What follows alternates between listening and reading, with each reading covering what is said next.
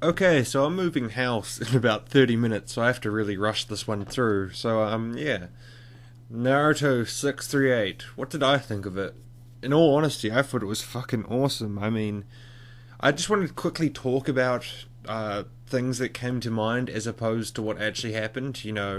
Brief summary of what happened. Basically, Obito is now the Jinchuriki and he goes crazy and he fucks shit up, and it's awesome. But, you notice while reading that Obito himself, he's not really there. And, that made me, question who is there. And the fact is, there's someone there, and it has a consciousness, which makes me believe that the Ten Tails itself has a consciousness. It's just an undeveloped one. Like the Ten Tails in itself is almost like a child, because you see what it says. It's like, Obito? Jinchuriki? So it's like, is the Ten Tails like not just this natural occurrence thing that everyone thought so? It's actually, got a consciousness and feelings in that. In which case, Naruto's gonna have a good time relating to that thing. Obito kind of sounded like he's some sort of Pokemon early in the chapter. He's like, oh, Obito! Yeah. And man, did Obito look really cool, actually. I almost want to say that he looks like Ichigo a lot, but, I don't want to insinuate that that's been, copied or anything, but still, he looks hella awesome. I think this is kind of giving us an idea of what the Sage of Six Paths looks like.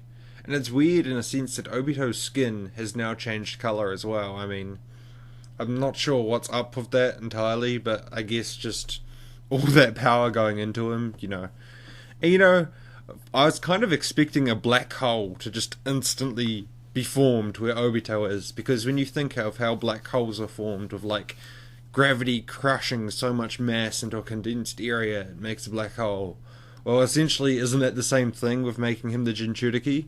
The Ten Tails in itself is supposed to be this monstrous force of chakra, and you just compressed it down into a body.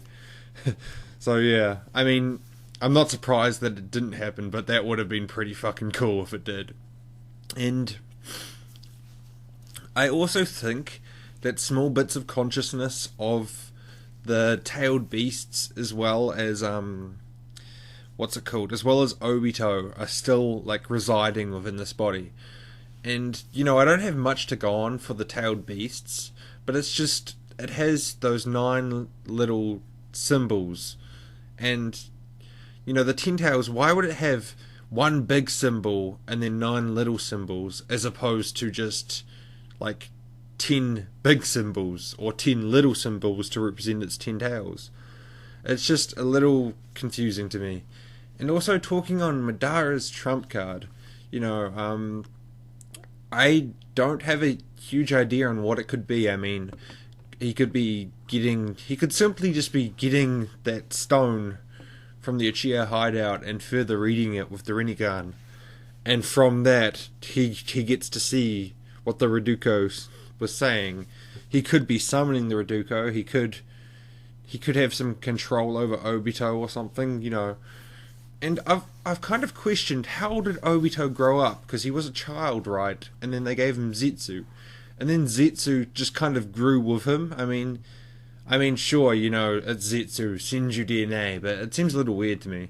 So, yeah, for trump cards, I guess, just summoning the Sage of Six Paths. I mean, I can't really think of anything else, to be honest.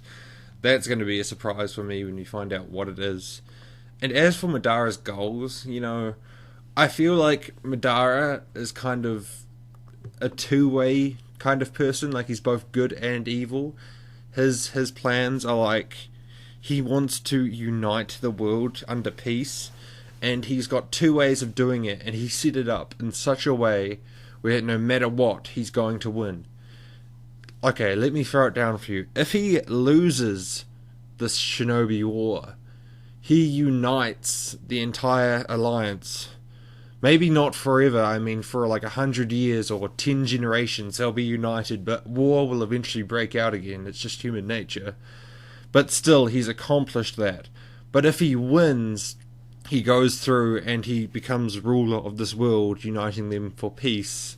under illusions or whatever else. I mean, that's kind of what I think of Madara. I mean, I don't know if it's true or not, but I think he's really aiming for peace. He just doesn't entirely know how to do it. And this is his plan. It's like no matter what, he has a failsafe to achieve peace. And anyway, holy crap, look at the time. I have to go. I'm pretty much moving in 10 minutes, so that's me. Sorry, this is a really short review. And yeah, hope you guys enjoyed the chapter and have a great week, and peace!